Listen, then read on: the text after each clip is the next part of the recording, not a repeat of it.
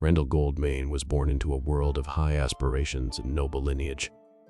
His parents, both esteemed members of the knightly order known as the Knights of the Aeon Star, hailed from the scenic coastal metropolis of Escadar, nestled along the shores of the Inner Sea. They had envisioned a future of honor and glory for their son. From the moment he took his first breath, they saw in him the potential for greatness. But fate has a way of weaving intricate webs, and hidden among the threads of destiny was a curse that neither Rendle's parents nor the most skilled harrowers could foresee. It all began with the encroachment of the monastery of St. Syrinscape, a revered institution within the Knights of the Aeon Star, into the ancient and mystical woods that belonged to Grevillda, an enigmatic and formidable presence. The monastery's expansion threatened to desecrate the hag's sacred land, and in her anger, Grevillda cast a malevolent curse upon the people of Escadar and the monastery itself. Crops withered, livestock perished, and misfortune plagued the once thriving coastal metropolis. Desperate to save their beloved city and their fellow townsfolk, Rendle's parents, Sir Aldrich and Lady Alara Goldmane, embarked on a perilous mission. They ventured into the heart of the cursed woods to seek an audience with Grevillda, the ancient and powerful guardian of the land. Desperation led Rendle's parents to enter into an ill-fated pact with the cunning hag.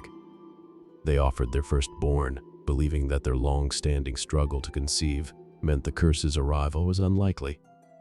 However, their assumptions were shattered when Lady Alara finally became pregnant, and the weight of the curse settled upon them like a dark cloud.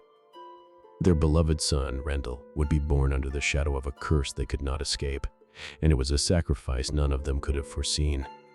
Years passed, and Rendle's early years were marked by an idyllic upbringing within the grand halls of Escadar and the revered monastery of St. Syrinscape.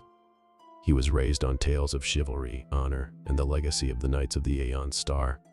As soon as he could walk, wooden swords were placed in his tiny hands, and he began his training as a squire.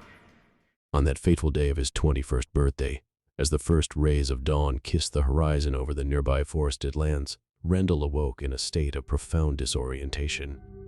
Panic coursed through him as he realized that something was dreadfully wrong. His body felt alien, his limbs too short, his skin strangely colored. He stood before a cracked, tarnished mirror and beheld a reflection that sent a shiver down his spine.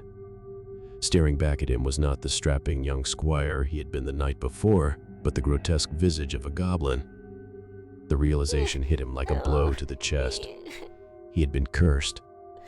With despair gnawing at his heart, Rendle sought solace from his cat, Prince Purwell, ruler of the cozy corner, who had been a constant source of comfort throughout his life.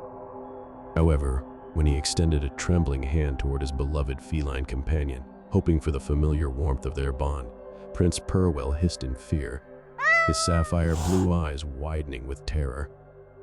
Heartbroken, and now truly alone, Rendle turned to his parents for understanding, seeking answers to the curse that had befallen him.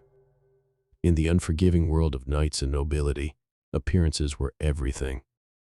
Rendle's transformation into a goblin was a curse not only upon his physical form, but also upon his dreams of becoming a knight. His parents, tormented by guilt, tried to shield him from the harsh judgment of their order, but it was inevitable. Rendle's aspirations crumbled, and the Knights of the Aeon Star, unable to accept a goblin among their ranks, cast him aside. He was stripped of his squire's armor, his noble title, and his place in the revered monastery of St. Syrinscape. For years, Rendle wandered the outskirts of Escadar, grappling with his newfound identity and navigating a world that reviled his goblin form. He faced prejudice, discrimination, and even violence from those who saw him as a monstrous aberration. But adversity has a way of forging strength from despair.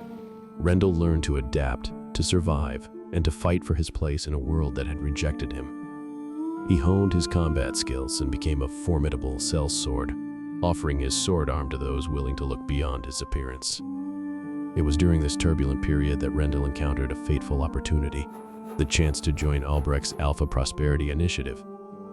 The enigmatic Baron offered him a place where his skills and determination would be valued, and where the curse that had haunted him for so long might be turned into a weapon of power. As Rendle embarked on this new chapter of his life, he carried with him the weight of his past and the hope of a brighter future. The curse of the goblin's form had shaped him into a survivor, a fighter, and a symbol of resilience. In the heart of adversity, he sought to rise above his curse and prove that his true worth lay not in his appearance, but in the strength of his character and the valor of his deeds.